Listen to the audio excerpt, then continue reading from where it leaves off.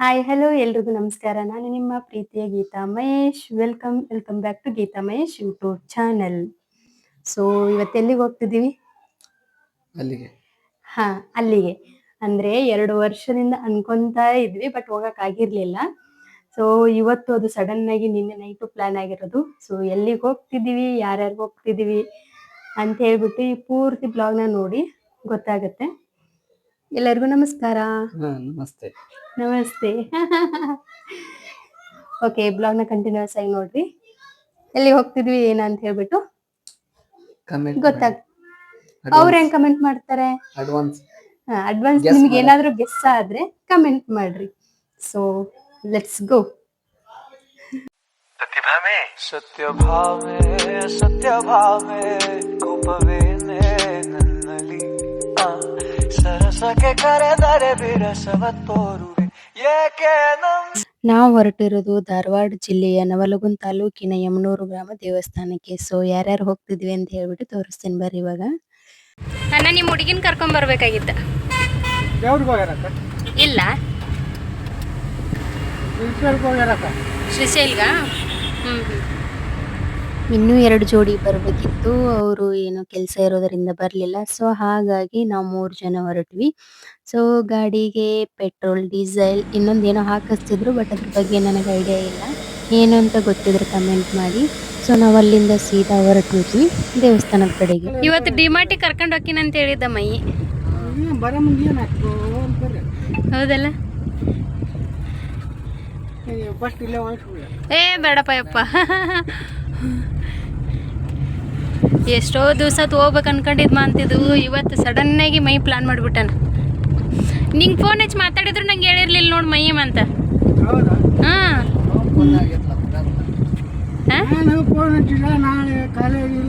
ಹಾಂ ರೀ.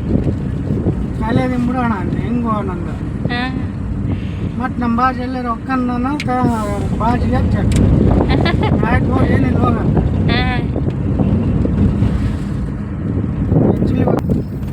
ಇವತ್ತಾ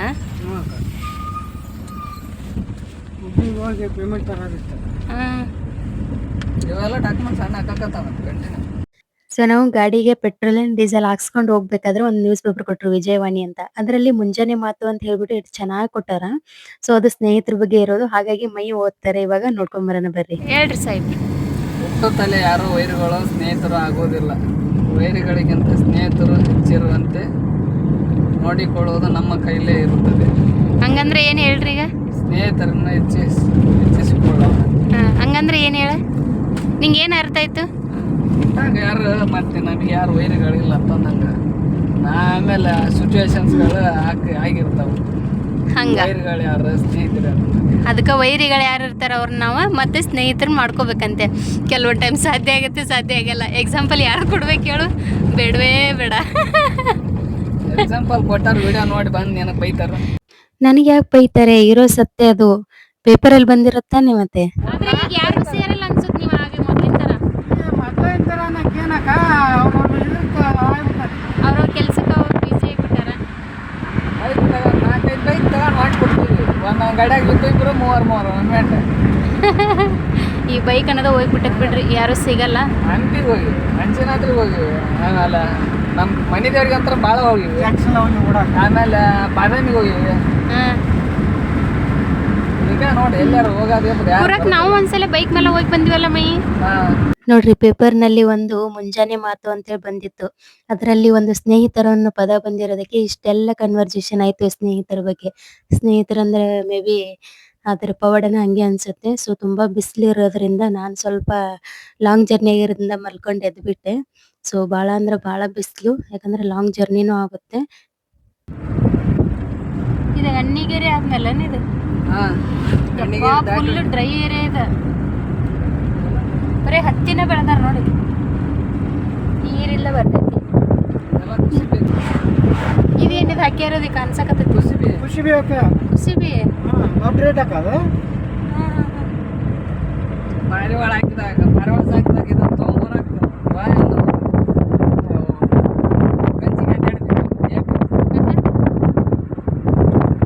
ಅಲ್ಲೇ ಒಂದಿಲ್ಲ ಬಸ್ ಯಾರು ತಕ್ಕದ ಇಬ್ರು ಜನ ಮಾತಾಡ್ಕೊಂಡು ಕುಂತಿದ್ರು. ಬಟ್ ನಾನು ಒಬ್ಬಳಿಗೆ ಏನ್ ಮಾಡ್ಬೇಕು, ಸ್ವಲ್ಪ ಮಾತಾಡೋದು ಆಮೇಲೆ ಮಲ್ಕೊಂಡೋದು ಇದೇ ಆಗೋಯ್ತು ನನಗೆ. ಮುಂದೆ ಅಬ್ಸರ್ವ್ ಮಾಡು, ಒಂದಲ್ಲ ಎರಡು ಬೇರೆ ತಿಂದು ಹೋದ್ರವು ಫಿಕ್ಸ್ ಅವು ಕರೆಕ್ಟ್ ಅದ ಟೈಮಿಗೆ ಬಂದು ತಿನ್ನೋಕು. ನೋಡ್ರಿ ಫೈನಲ್ ಆಗಿ ನಾವು ಇಲ್ಲಿ ಬಂದ್ವಿ ಯಮ್ನೂರ್ಗೆ. ಸೊ ಇದು ಈ ಜಾತ್ರೆ ಮುಗಿದು 2 ದಿನ ಆಗೈತೆ ಅಂತ. ಆದ್ರೂ ಇಲ್ಲಿ ಜನ ನೋಡ್ರಿ, ಹಳ್ಳಿ ಜನ ಬಹಳ ಜನ ಬಂದ್ಬಿಟ್ಟಾರ ಇಲ್ಲಿಗೆ. ಸೊ ಇನ್ನೂ ಜಾತ್ರೆ ಐತೇನೋ ಅನ್ನೋ ಮಟ್ಟಿಗೆ ಅಷ್ಟು ಜನ ಇರೋದಿಲ್ಲಿ. ಸೊ ನಾವೀಗ ಅಲ್ಲಿ ಬೆಣ್ಣೆ ಹಳ್ಳ ಅಂತಿದೆಯಲ್ಲ, ಸೊ ಅಲ್ಲಿಗೆ ಹೋಗೋಣ ಫಸ್ಟಿಗೆ ಅಂತ ಹೇಳ್ಬಿಟ್ಟು ಅಲ್ಲಿಗೆ ಹೊರಟಿವಿ. ಈ ಬೆಣ್ಣೆ ಹಳ್ಳದ ವಿಶೇಷತೆ ಏನಪ್ಪಾ ಅಂತಂದ್ರೆ, ಇದು ಧಾರವಾಡ ಜಿಲ್ಲೆಯ ನವಲಗುಂದ ತಾಲೂಕಿನ ಯಮನೂರು ಗ್ರಾಮ. ಇದು ಹುಬ್ಬಳ್ಳಿಯಿಂದ ಸುಮಾರು 32 ಕಿಲೋಮೀಟರ್ ದೂರದಲ್ಲಿದೆ. ಸೊ ಇಲ್ಲಿ 17ನೇ ಶತಮಾನದ ಸಂತ ಚಾಂಗದೇವ್ ಮಹಾರಾಜರ ನೆನಪಿಗಾಗಿ ಇಲ್ಲೇ ಜಾತ್ರೆ ಮತ್ತು ಉರುಸು ಎರಡು ಕೂಡ ನಡೀತವೆ. ಸೊ ಭಕ್ತರು ಹತ್ತಿರದ ಅಂದ್ರೆ ಬೆಣ್ಣೆಹಳ್ಳ, ಈ ಹಳ್ಳಕ್ಕೆ ಬೆಣ್ಣೆಹಳ್ಳ ಅಂತ ಕರೀತಾರೆ. ಇಲ್ಲಿ ಸ್ನಾನ ಮಾಡಿ ಚಾಂಗದೇವರ ಬೆಳ್ಳಿ ಕುದುರೆ ಮತ್ತು ಪಾದುಕೆಯನ್ನು ಅರ್ಪಿಸಿ ಹರಕೆ ತೀರಿಸ್ತಾರಂತೆ. ಪಾದುಕೆ ಅಂದ್ರೆ ನನಗೆ ಗೊತ್ತಿಲ್ಲ, ಇನ್ ಕೇಸ್ ನಿಮಗೇನಾದ್ರೂ ಗೊತ್ತಿದ್ರೆ ಕಮೆಂಟ್ ಮಾಡ್ರಿ.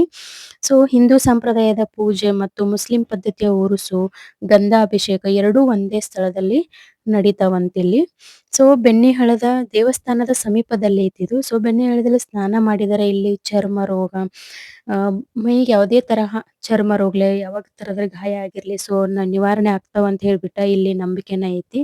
ಸೊ ಅದೊಂದು ಪವಾಡ ಅಂತಾನೆ ಹೇಳ್ಬೋದು. ಇಷ್ಟು ಸಾವಿರಾರು ಅಲ್ಲ ಲಕ್ಷಾಂತರ ಜನ ಬರ್ತಾರೆ. ಸೊ ಇದೊಂದು ಪವಾಡ ಅಂತಾನೆ ಹೇಳ್ಬೋದು. ಸೊ ನಾವು ಬಟ್ಟೆ ತಂದಿರ್ಲಿಲ್ಲ, ಹಾಗಾಗಿ ಕೈಕಾಲು ಮುಖ ತೊಳ್ಕೊಂಡು ನಾವ್ ಇಲ್ಲಿಂದ ದೇವಸ್ಥಾನಕ್ಕೆ ಹೊರಡೋಣ ಅಂತ ಹೇಳ್ಬಿಟ್ಟು ಹೊರಟಿವಿ. ತುಂಬಾ ಬಿಸಿಲಿತ್ತಲ್ಲ, ಸೊ ಹಾಗಾಗಿ ನಾವು ಕಬ್ಬಿನ ಹಾಲು ಕುಡಿಯೋಣ ಅಂತ ಹೇಳ್ಬಿಟ್ಟು ಕಬ್ಬಿನ ಹಾಲು ಕುಡಿಯಕ್ಕೆ ಅಂತ ಹೋದ್ವಿ. ನೋಡ್ರಿ ಜನ ಎಲ್ಲ ಬಿಟ್ಟು ಮೊದ್ಲು ಕಬ್ಬಿನ ಹಾಲು ಕುಡಿಯಕ್ಕೆ ಸ್ಟಾರ್ಟ್ ಮಾಡ್ಕೊಂಡ್ಬಿಟ್ಟಾರ. ತುಂಬಾ ಬಿಸಿಲಲ್ಲ, ಸೊ ಹಾಗಾಗಿ ಕಬ್ಬಿನ ಹಾಲು ಕುಡ್ಕೊಂಡು ಹೋಗೋಣ ಅಂತ ಹೇಳ್ಬಿಟ್ಟು ಹೊರಟ್ವಿ ನಾವು ಕೂಡ. ಇನ್ನು ದೇವಸ್ಥಾನಕ್ಕೆ ಹೋಗೋಣ ಬರ್ರಿ ಇವಾಗ.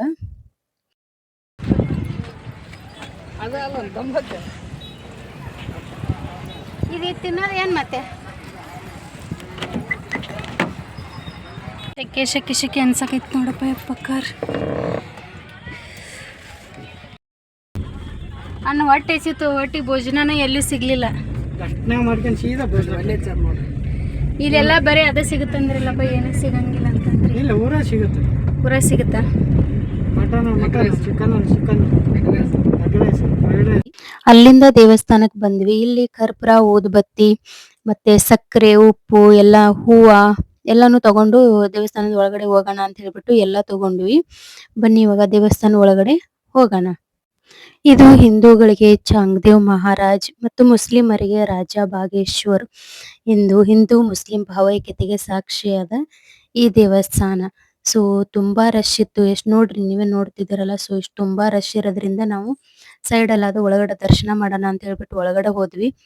ಬಟ್ ದೇವ್ರ ದರ್ಶನ ಅಂತೂ ಆಗ್ಲಿಲ್ಲ, ಯಾಕಂದ್ರೆ ತುಂಬಾ ರಶ್ ಇರೋದ್ರಿಂದ ನಾವು ಹೊರಗಡೆ ನಿಂತು ದರ್ಶನ ಮಾಡ್ಕೊಂಡು ಹೊರಗಡೆನೆ ಬರ್ಬೇಕಾಯ್ತು. ಸೊ ನೋಡಿ, ಎರಡು ಅಂದ್ರೆ ಹಿಂದೂ ಮುಸ್ಲಿಮರದ ಎರಡು ನೆನಪಿಗೆ ಚಾಂಗದೇವ್ ಮಹಾರಾಜರ ನೆನಪಿಗಾಗಿ ಮೊದಲೇ ಹೇಳಿರೋ ಹಾಗೆ ಇಲ್ಲಿ ಜಾತ್ರೆ ಮತ್ತೆ ಉರುಸು ಎರಡೂ ನಡೀತಾವ. ಬಟ್ ಇಲ್ಲಿ ಹಳ್ಳಿ ಜನನೋ ಸಿಟಿ ಜನನೋ ಎಲ್ಲೆಲ್ಲಿ ಜನ ಎಲ್ಲ ಸೇರ್ಬಿಟ್ಟಿತ್ತು, ಸಾವಿರಾರು ಲಕ್ಷಾಂತರ ಜನ ಇತ್ತು. ಸೊ ಹಾಗಾಗಿ ನಾವು ಹೊರಗಡೆ ಅಂದ್ರೆ ದರ್ಶನ ಮಾಡ್ಕೊಂಡು ಮತ್ತೆ ತಿರ್ಗಾ ಹೊರಗೆ ಬಂದ್ಬಿಟ್ವಿ. ಇನ್ನೊಂದ್ಸಲಿ ಯಾವಾಗಾದ್ರೂ ಫ್ರೀ ಇದ್ರೆ ಬಂದ್ರೆ ಆಯ್ತು ಅಂತ ಹೇಳ್ಬಿಟ್ಟು ನಾವು ಹೊರಗಡೆನೆ ಬಂದ್ಬಿಟ್ವಿ. ಸೊ ಯಾರ್ಯಾರೆಲ್ಲ ಹೋಗಿದ್ದೀರಾ ಅಂತ ಹೇಳ್ಬಿಟ್ಟು ಈ ದೇವಸ್ಥಾನಕ್ಕೆ ಕಮೆಂಟ್ ಹಾಕ್ರಿ. ತುಂಬಾ ಬಿಸಿಲು ಇರೋದ್ರಿಂದ ನಾವಲ್ಲಿ ಜಾಸ್ತಿ ಹೊತ್ತು ನಿಲ್ಲಕ್ ಆಗ್ಲಿಲ್ಲ. ಸೊ ಹಾಗಾಗಿ ಹೊರಗ್ ಬಂದ್ವಿ. ಹೊರಗ್ ಬಂದ್ಮೇಲೆ ಏನ್ ಮಾಡ್ತೀರಾ ಕೇಳ್ರಿ, ಬಿಸಿಲು ತುಂಬಾ ಇರೋದ್ರಿಂದ ಏನಾದ್ರು ಕುಡಿಬೇಕು ತಿನ್ಬೇಕು ಅಂತ ಅನಿಸ್ತಿತ್ತು. ಸೊ ಕಲ್ಲಂಗಡಿ ಏನ್ ಮಾರ್ತಿದ್ರು, ಸೊ ತಗೊಳ್ಳೋಣ ಅಂತ ಹೇಳ್ಬಿಟ್ಟು ಅದನ್ನ ತಗೊಂಡ. ನಾವಿಬ್ರು ಸೇರಿ ಒಂದ್ ತಗೊಂಡ್ವಿ. ಚೆನ್ನಾಗಿರುತ್ತೆ, ಅದು ರೆಡ್ ಕಲರ್ ಇರೋದ್ರಿಂದ ಚೆನ್ನಾಗಿರುತ್ತೆ ಅಂತ ಹೇಳಿ ತಗೊಂಡ್ವಿ. ನೋಡಿದ್ರೆ ಅದು ಸಪ್ಪೆ ಸಪ್ಪೆ ಇತ್ತು. ಬಟ್ ಏನ್ ಮಾಡಕ್ಕಾಗಲ್ಲ, ಬಿಸಿಲೆಲ್ಲ ತುಂಬಾ. ಸೊ ಹಾಗಾಗಿ ತಿನ್ನೋಣ ಅಂತ ಹೇಳ್ಬಿಟ್ಟು ತಗೊಂಡ್ವಿ. ಸೊ ಅಲ್ಲಿಂದ ಹೊರಟ್ವಿ. ಬಿಸಿಲಿಗೆ ನನ್ನ ಕಾಲಂತೂ ತುಂಬಾನೇ ಸುಡ್ತಿತ್ತು. ಓಡಿ ಹೋಗಿ ಕಾರಲ್ಲಿ ಹತ್ಕೊಂಡ್ ಕುತ್ಕೊಂಡ್ಬಿಟ್ಟೆ ನಾನು. ಸೊ ಇವ್ರು ಹಿಂದೆ ವಿಡಿಯೋ ಮಾಡ್ತಿದ್ರೆ ನನಗೆ ಗೊತ್ತೇ ಇಲ್ಲ.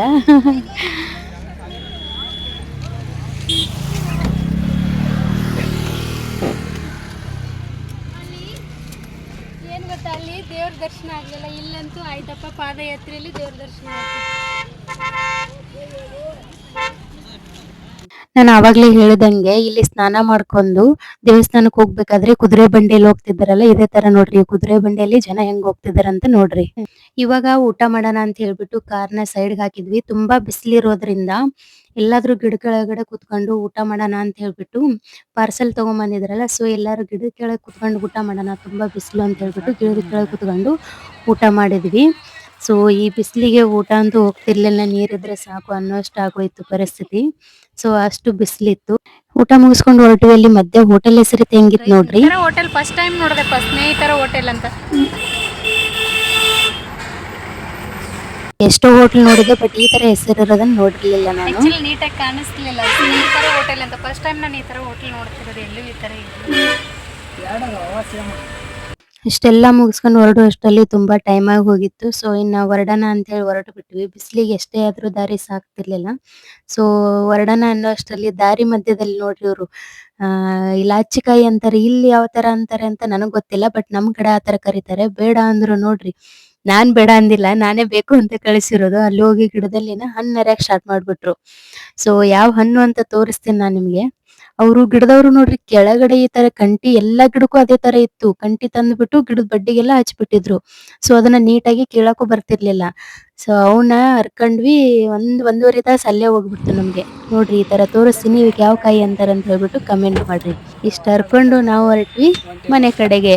ಈಗ ಲೈಸೆನ್ಸ್ ಬಗ್ಗೆ ಕನ್ವರ್ಸೇಷನ್ ಸ್ಟಾರ್ಟ್ ಆಯ್ತು ನೋಡ್ರಿ. ಇವಾಗ ದಿವ್ಸ ನೀ ಲೈಸೆನ್ಸ್ ತಗೊಂಡಿಲ್ಲ, ನಾನು ಮಾಡ್ಸಿವಕ್ಕ ಕೊಡ್ ತಗೊಂಡಿಲ್ಲ.